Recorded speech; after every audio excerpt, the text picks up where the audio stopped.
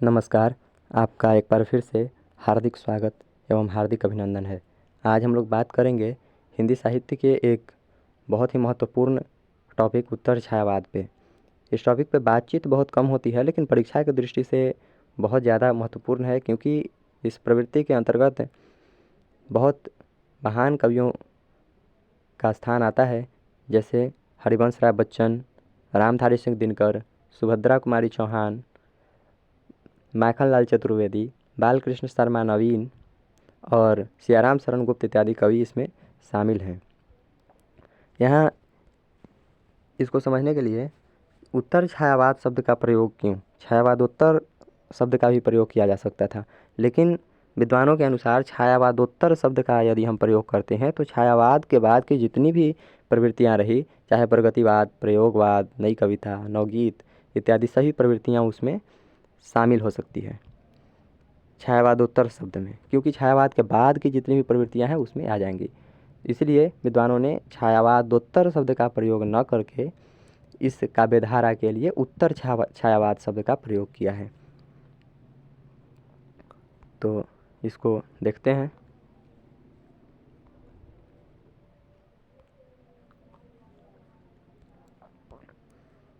ऐसे कवि जिन्होंने अपना लेखन छायावादी युग से आरंभ किया, छायावाद के दौर समाप्त होने के बाद भी लिखते रहे, किंतु उनका लेखन न तो विशुद्ध छायावादी प्रवृत्ति का रहा और न ही विशुद्ध प्रगतिवादी धारा का।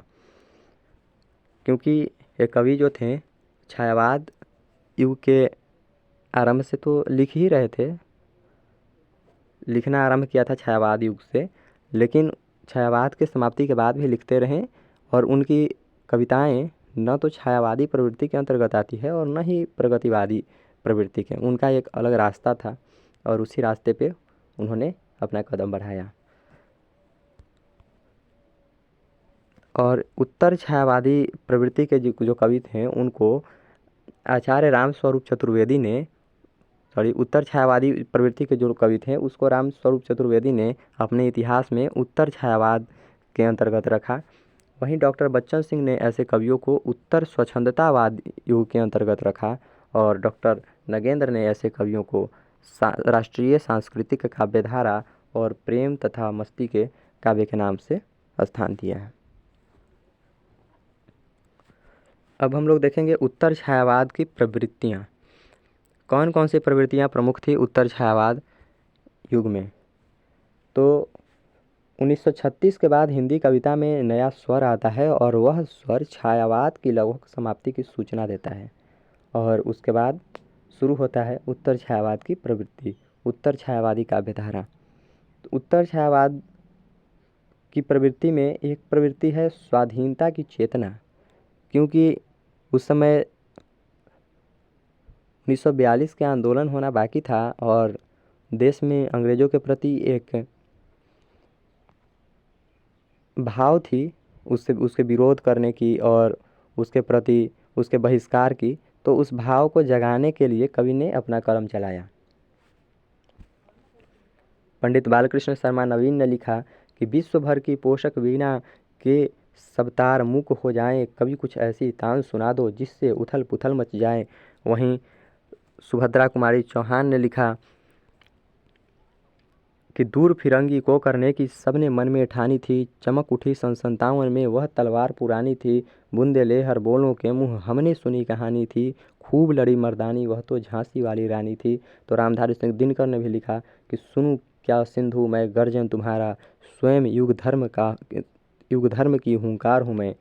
तो ऐसी चेतना थी उस समय, जो राष्ट्रीय जागरण की चेतना थी, स्वाधीनता के प्रति एक उत्सुकता का भाव था और कवि इस भाव को जन जन तक पहुंचाने के लिए अपनी कविताएं लिख रहे थे। दूसरी प्रवृत्ति थी सांस्कृतिक चेतना की, क्योंकि अंग्रेज़ों के आने के बाद भारतीय संस्कृति कहीं ना कहीं दबती चली जा रही थी, उसे पुनः जागृत करने के लिए कवि ने अपना कलम चलाया। तो कामायनी, उर्वशी, रश्मिरथी, कुरुक्षेत्र, जय भारत, तुलसीदास जैसी अनेक ग्रंथ लिखे गए, जिससे सांस्कृतिक चेतना को बल मिले उसको। और इसी के क्रम में इस काव्यधारा के अंतर्गत कुछ ऐसे भी कवि हुए जिन्होंने न तो राष्ट्रीय चेतना से संबंधित और न ही स्वाधीनता से संबंधित कविताएं लिखी। उनका अलग ही रास्ता था। उन्होंने अपने प्रेम और मस्ती की कविताएं लिखी। उसमें रामेश्वर शुक्ल अंचल हैं। उन्होंने लिखा कि पर मिले जब प्राण के वे मीत वे मन के निवासी, हैं उमंगों के प्रलय में मिट रही पगली जवानी, जल रहा प्यासा हिया मेरे पिया की यह निशानी। तो वहीं भगवती चरण वर्मा ने लिखा कि हम दीवानों की क्या हस्ती, आज यहाँ कल वहाँ चले, मस्ती का आलम साथ चला, हम धूल उड़ाते जहाँ चले, अब अपना और पराया क्या याद रहे जीने वाले, हम स्वयं बंधें और स्वयं ही अपनी बंधन को तोड़ चले। तो इस तरह की भी प्रेम और मस्ती की कविताएं भी उस ज़माने में लिखी जा रही थी उत्तर छायावाद युग में। उत्तर छायावाद की एक और प्रवृत्ति रही आवेग और फक्कड़पन की। इस प्रवृत्ति के अंतर्गत कवि अपने आवेग में आकर के कुछ भी कविताएं लिखने के लिए तैयार था। इस युग के कवियों ने अपनी युवावस्था के आवेग में आवेग को अपने काव्य में ढाला, जिससे कि कविता अदम्य उत्साह, उमंग और जोश से तो भर जाती है, किंतु उसमें तार्किकता की कमी भी परिलक्षित होती है। जैसे रामेश्वर शुक्लांचल ने लिखा कि चीर दूंगा विश्व के तूफान को, आज उन्मुख हूँ क्षितिज के पान को, आज उन्मुख हूँ क्षितिज के पान को, बस न पूछो प्राण सीमाहीन हूँ, दलित कर दूंगा गगन के गान को। तो वहीं पे पंडित बालकृष्ण शर्मा नवीन ने लिखा कि हम अनिकेतन हम तो रमते राम, हमारा क्या घर कैसा वतन। और इसी छायावाद उत्तर छायावाद के अंतर्गत एक और प्रवृत्ति थी नियतिवाद और निराशावाद की, जिसमें कवि अपने निराशा को, अपने हीन भावना को भी प्रकट कर रहा था। उसमें हरिवंश राय बच्चन भी शामिल हैं। उन्होंने लिखा कि कितना अकेला आज संघर्ष से टूटा हुआ, दुर्भाग्य से लूटा हुआ, परिवार से छूटा हुआ, हम जिस क्षण में जो करते हैं हम बाध्य हैं वही हैं करने को, हंसने के क्षण पाकर हंसते हैं, रोते हैं पारोने के क्षण। और इस प्रवृत्ति को आगे बढ़ाते हैं तो एक और प्रवृत्ति है जो प्रमुख प्रवृत्ति इस ज़माने की रही, हालावाद की। इसमें इस युग के प्रमुख कवि हरिवंश राय बच्चन हैं। उन्होंने इस युग को लोकप्रिय भी बनाया है, जिन्होंने उमर खय्याम की रुबाइयों के कवि फिट्जराल्ड कृत अंग्रेजी अनुवाद का हिंदी में मधुशाला नाम से अनुवाद किया और अभूतपूर्व ख्याति अर्जित की। कालांतर में अनेक कवियों ने हालावाद की परिपाटी के अनुसार कविताएं लिखी। हाला का अर्थ है मदिरा।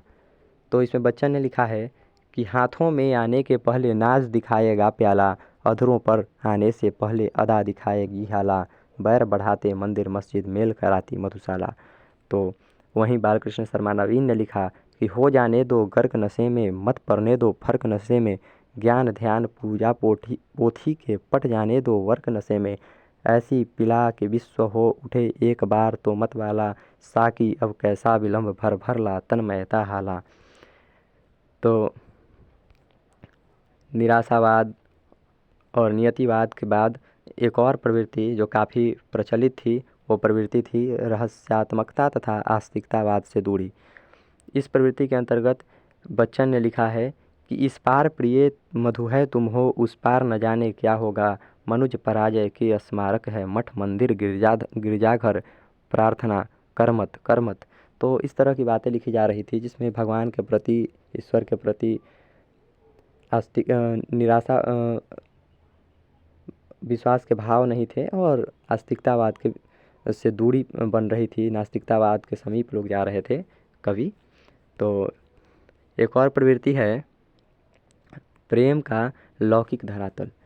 इसमें है कि तृप्ति क्या होगी अधर के रसकनों से, खींच लो तुम प्राण ही इन चुंबनों से, प्यार के क्षण में तो मरण भी तो मधुर है, प्यार के पल में जलन भी तो मधुर है, आज तुम्हें उड़लाज किससे लग रही है, आँख केवल प्यार की अब जग रही है, आज कितनी वासनामय रागिनी है।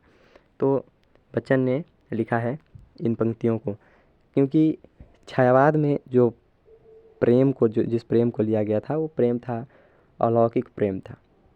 उसमें प्रेम को आलंबन बना करके कविताएं लिखी जा रही थी, लेकिन उसमें इस तरह के भद्दापन नहीं था।